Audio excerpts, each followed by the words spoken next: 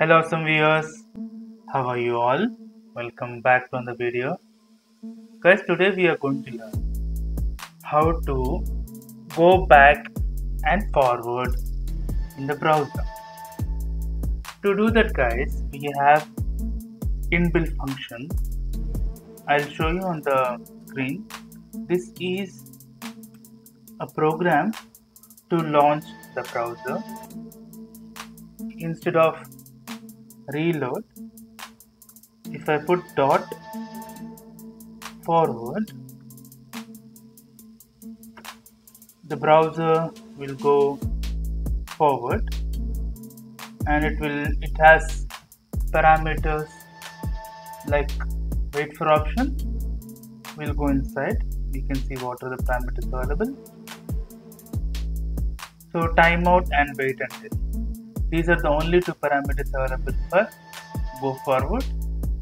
And we have another method called go back. It also takes options as parameter. If you want to go inside the go back function, it has options, wait for options.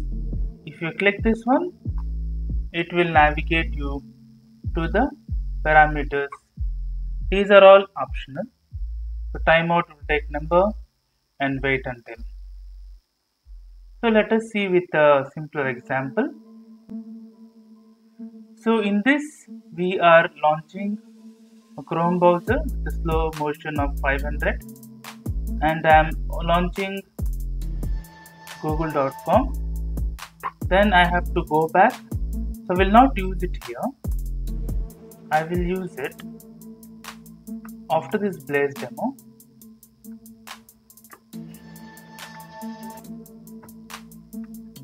And I'll do what, I'll use this option, wait for timeout,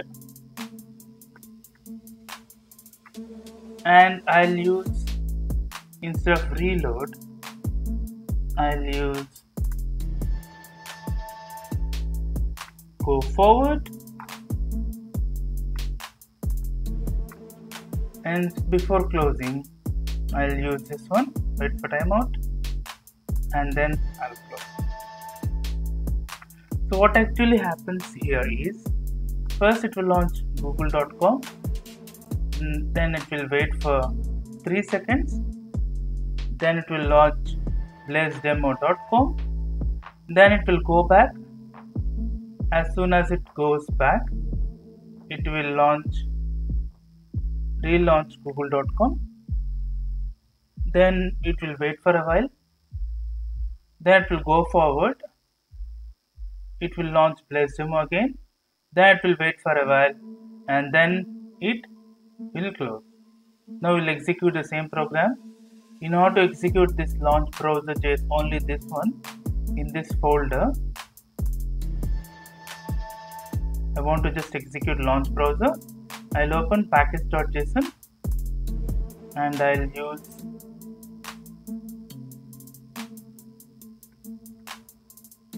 launch browser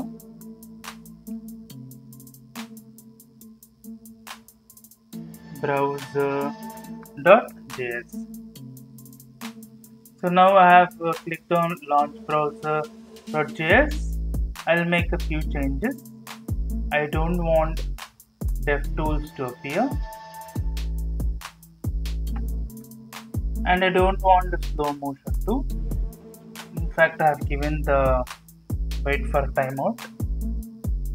We can give 60,000 timeout for this execution at least. Now let us run npm test. So now npm test I'll do. Before that, so normally wait for timeout I'm just choosing for the example. Normally we don't use wait for timeout that much.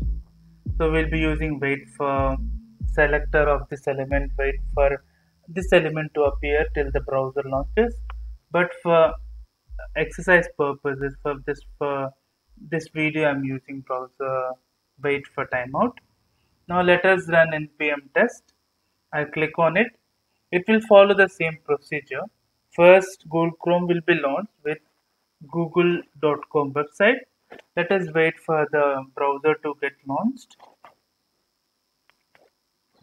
You can see on the screen my first test. Now let me put the Chrome browser here. So now google.com has launched. It will wait for 3 seconds. Now the Braze demo website has launched. It will wait for 3 seconds, then it will go back to google.com. This screen will be waiting for 3 seconds, then Blaze demo will be launched. After that, it will wait for 3 seconds. Browser is now closed.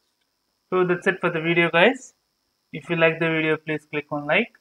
If you are a new viewer, please click on subscribe. Till then, take care. Have a great day. Bye bye.